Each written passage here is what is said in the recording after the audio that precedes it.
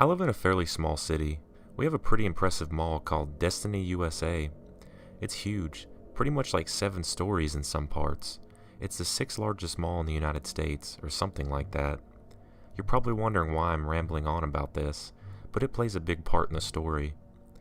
Like normal teenagers, me and my best friend at the time went there quite often. One Saturday, my dad dropped us off at around 3:30 and we began walking around.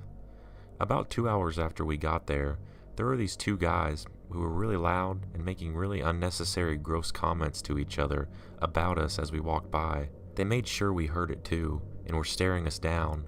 We were only 14 at the time, but we've gotten catcalled quite a few times despite our age. Disgusting, I know, so we really didn't think much of it at first. Not even 2 minutes later, I look back for whatever reason and realize that the 2 guys from before are walking behind us. I'm a little uneasy from this, but I'm not too worried. I tell my friend anyways, and we decided to keep going and take unexpected turns into the stores to make sure that they weren't following us. We went into various stores on that floor, and we came out, and they were always lingering nearby on a bench, but not actually sitting down, and they always began walking again as soon as we exited the store. At this point, we were panicking because neither of us were large or intimidating. I was only 5'2", and my friend was about 4'9", and neither of us weighed any more than 105 pounds. We speed walked to the nearest elevator, trying not to let them know we caught on to them following us. We pushed a random button and ended up getting on the floor underneath the one we were previously on. We walk around for a while until we see the same guys coming from the opposite direction towards us. My friend alerts me about it, and we go back to where we came from and took the escalator up to another floor and then ran over to a section of the mall that was recently built. After we were a good distance to the new section of the mall, we started peeking over the railing onto the floor below us. It doesn't take too long for these 2 guys to show up there, frantically looking around, trying to figure out where we were. As I mentioned before, our mall is huge. It's super unlikely to see the same person in there twice, let alone multiple times, in a matter of 15 minutes. I started planning in my head what we were going to do, but soon I realized that since they were directly underneath us, even if we decided to take off, there's a balcony sort of thing on all the floors that allows you to look both down onto the floors below you and onto the higher floors, which means that they could pretty much see us anywhere we decided to go. It's kind of hard to explain into detail. We tried sneaking into a nearby store and out of view of these 2 creeps, all the while praying that they don't look up at the floor above them. And just then, we hear a loud, "There they are! Come on, let's go!" We look back and one of the guys is pointing at us, and they're both looking at us with an angry expression. They start booking it to one of the escalators that lead to the floor we were currently on.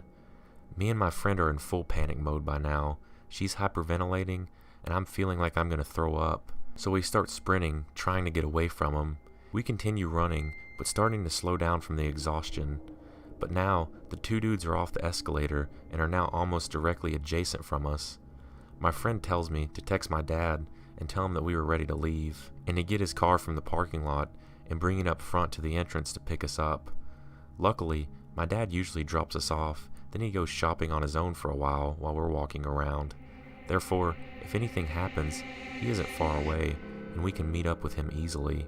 So we're frantically running around this huge building, scared to death, trying to text my dad while these 2 intimidating dudes are running after us, gaining speed and getting closer by the minute. Luckily, we get to the entrance of the mall, and we see my dad, and that's when the 2 guys that were following us started to back off. I'm very thankful for my dad, since the security guards at the mall were basically useless, and no bystanders asked us what we were running or hiding from. It may not have seemed too scary, but it was terrifying, given that we were only 14. It's been about a year since this happened, but this and a few other scary encounters is what caused me to buy a taser, mace, and a huge hunting knife. I still don't know how they were able to find us so fast, given how big this mall actually is.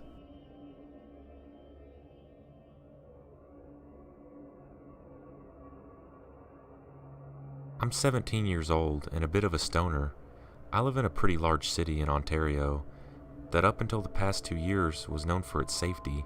Now our city has this huge mall, which is basically in the center of downtown public transportation. If you need to get anywhere in the city, You can get to it from this mall, so a popular place for delinquents like me was the mall rooftop. It was completely open to the public, and it had a gigantic window garden that had many paths, picnic tables, benches, twists and turns, trees and shrubs.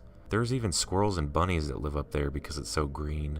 The mall is so big that it's practically the main attraction of my city, and the garden was almost the entire roof. Not to mention that there were almost no cameras, and that place was huge. I'll also mention here that the mall had a bunch of curved and pyramid-shaped skylights that you could easily get to from the roof and lean against, looking down at all the shoppers below. So I'm 17 years old and just bought a queue of weed in the West End and was on my way to meet my friends downtown to chill. I arrived downtown at the shopping mall where we agreed to meet. Once there, my friend informed me that she would be running late and wouldn't be there for about 2 hours. No problem, I told her, as this gave me time to inspect the weed and roll a joint for myself. So I would wander up to the rooftop where most of the kids like me burn, and I spent about 10 minutes walking through the winding paths, finding a secluded area, out of sight of the cameras and other people. I finally found a place and sat down pretty excited to inspect the weed. As I have the baggie out and am being impressed with the quality, I hear out of the corner of my ear, "Hey." Startled, thinking it might be a security guard, I look up, quickly smashing the weed back into my backpack. I then notice it's just some guy in his late 20s, possibly early 30s, wearing some tattered clothes, just staring at me. I get the weirdest vibe from him, because I hadn't seen him from a more populated part of the roof, or anywhere I had been scoping out as a potential spot. He also has this really creepy teeth-baring smile. Not to mention, this happened about only 1 minute after I'd sat down. Hey, I responded, "What's up?" He then walked up really close to me and asked, "Can I sit down?" Not wanting to anger him at this point, I could tell he seemed really unstable, and I responded, Sure." Most of the homeless people around here are mentally ill, and it's no secret that some of them sleep and live on the top of the roof of the mall. He then sat down beside me, and I started texting every friend in my address book random stuff to make myself look busy. He started saying a bunch of stuff like, "You're really beautiful. I've never talked to such a pretty girl," etc., etc. It kept going on like this, and it really started to creep me out for about 5 minutes. Then, his questions started getting even creepier. "How old are you? Are you here by yourself? Do you have a boyfriend?" Even though I didn't have a boyfriend, my friend wasn't supposed to be here for another hour and a half. I reply with, "Yeah, I do. In fact, we're supposed to be meeting right now. I'm just waiting for him." He then leaned into me, getting uncomfortably close, and the words that he said still chill me when I think of them. "Oh, I knew a sexy girl like you would be taken. Still, can I have a hug?" Just at that moment, one of my friends I had just casually texted responded, "Hey." I was thankful, because this means her phone is in front of her, or at least nearby. I told him to hold on a second, because I had to call my boyfriend because he was supposed to be here in about 15 minutes. I call this girl I'm texting, and just pray my phone volume is low enough so he can't hear anything she's saying. The conversation goes like this: "Hey babe, I've been waiting for you. What are you doing?" My friend responds with, "What are you talking about?" And then I say, "What do you mean you're here? I've been waiting for you on the roof for like 20 minutes. Then she says, "What? We didn't have any plans today. What are you talking about?" Then I said, "Oh wait, you're downstairs? I thought you said meet on the roof." "I'm coming down right now. I'll see you in a second." And then I hung up the phone. I then look at the guy, giggle awkwardly, and say, "My boyfriend is waiting for me. I have to go. Bye." I then proceed to run out of the winding, secluded area of the garden as fast as I have ever run in my entire life. I keep looking over my shoulder to see if he was following me, but he's not. As I get to the populated picnic area near the doors that let you onto the roof, I breathe a sigh of relief. I get back into the mall and grab the escalator down. Just then, I decide to look back up at the skylights near the entrance of the roof. Right then, I froze. There he was, the creepy roof guy, his entire body leaning on the skylight, staring down at me. No smile anymore, just the creepiest, most dead look on his face I have ever seen. I ran down the escalator and away from the skylights. Thankfully, I haven't encountered him since.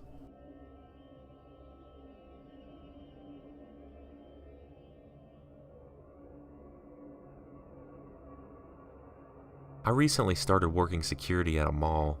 This job really wasn't for me, because I'm neither a wannabe cop or do I get off on power trips, but I do enjoy some aspects of it.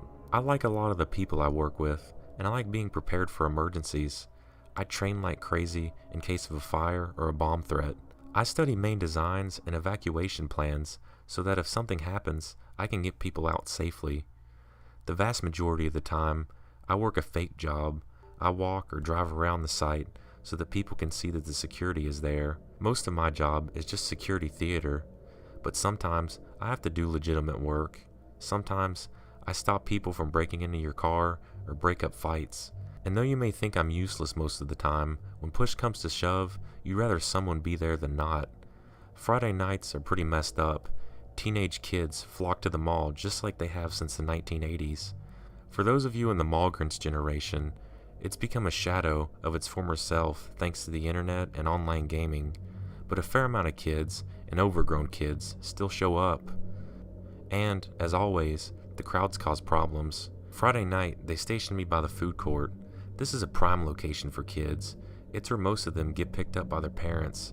It's where most of them strut and fawn, and make anyone over 20 cringe with their transparent ridiculousness. Last Friday, I'm walking my route as I see about 20 or so people moving as a group towards the exit. This is not a good sign. I follow them from behind as they surround a few kids sitting on a bench. Something is going down. I radio dispatch for backup and advise the situation. I'm comparatively huge, so I could see over everyone's head. I could see an older guy, maybe 40, pointing semi-violently at some young kid, probably around 15. The kid looks scared, but the guy looks like crazy white trash. I move in through the crowd and get closer. If the guy puts his hand on the kid, I'll have to do something. "Don't touch him, man. Just don't." I yell something like that. "Okay, everyone, break it up." But the guy will not back up. He's a little guy, no bigger than the kid. He has something to prove, a Napoleon complex possibly. I don't want to get into a fight here. I don't want to get sued. He pulls his arm back, and I know he's going to hit the kid. I used to work as a bouncer, and I know how to control people like this. I grab him by the forearm as his hand is back, and he struggles. I roll him in close, surrounding him, and putting my arm around his chest from behind. My backup arrives, and he starts clearing the crowd back. He says the cops are coming, though I didn't hear him radio them. I'm still holding this guy, and I can smell something on him, not liquor. It smells almost like burning rubber. I'm 80% sure this guy smells like crack. The cops arrive, and they take the guy, take my statement, and talk to the kid. I wait with the kid until his mom comes to get him, and we talk. He thanks me, which is always nice, and he claims to have no idea who the guy was. He said that the guy was saying something about, "Don't you touch my kid," but he has no idea what kid he's talking about. He never touched anyone. After his mom gets him, I stay late to write my stupid report. We have to write these reports anytime anything remotely interesting happens. They claim that they're legal documents, but I think it's just something stupid. I finish up and head to my car. It's about 10:30, and the parking lot was empty. As I get to my car, I see some headlights turn on from another car a few rows over. I didn't see anyone walking to their car, but I was tired, so maybe I just didn't pay close enough attention. As I leave, the lights seem to follow me. No matter what I do, they're still behind me. It's a white car, possibly a Charger. I can't quite tell at the time. It definitely has the crossbeam front of the modern Dodges. I test if he's following me. I pull into another parking lot and take a ridiculous route, and he's behind me the whole time, back onto the main road. I can't go back to my house now. I drive to the local police station because I know a few cops there. I go in and say hi. I pull into the parking lot, and he keeps driving. I go home fine with no incident. Saturday, I go into work again. This time, I'm working a bit earlier, from 9 o'clock to 2 o'clock. I get done, go home without incident. Around 2:20, I head back out, and I see a white Dodge sedan parked across the street from me. When I look over, they turn on the engine, and the lights pop on, and it drives away. I get home at about 3 o'clock on Sunday and find a dead squirrel on my front steps. I'm a bit intoxicated at this point, so I go in and go to bed. Today, around 1 o'clock, I check and see if the squirrel is gone, and it was. And a little bit later, I go out to drive to work, but my car won't start and won't even try to turn over. I've never had anything like this happen. I have no idea what's going on. I turn the key a bit, and all the electrical stuff works, and then I go to start it, and everything shuts off. I pop my hood up, and everything looks fine. I call my friend, and he gives me a ride to work. I do my shift like normal, and get off pretty late. I take a cab home, and when I get there, a lot is wrong. My car is gone, my front door is open, and my dog is missing. And I can see a white Dodge sedan parked a few houses down. I have the cab drive me to the police station. I closed the front door, but didn't touch anything else. I already met with a detective, and he said that the guy I mentioned earlier is a possibility. They only held him for a few hours. Apparently attempting to punch a kid isn't enough of a crime to keep you in custody. He might be after me. He said that they'll file a report, check out my house, and check up on the guy, but there's not much else that they can really do right now. He said that I shouldn't hold out much hope for my dog, and the car is a crapshoot. Most of the time they'd wind up ditched somewhere nearby, but he says it would be best if I stayed somewhere else for the night.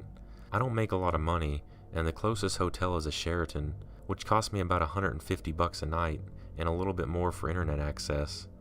I can't afford to stay there long, maybe a day or two. I'll have to go home eventually. I won't lie, I'm pretty scared because this guy didn't seem too stable, and he seems to be focusing his crazy on me. And at this point, I'm really getting tired of dealing with this. I think I'm going to purchase a gun and go home tomorrow.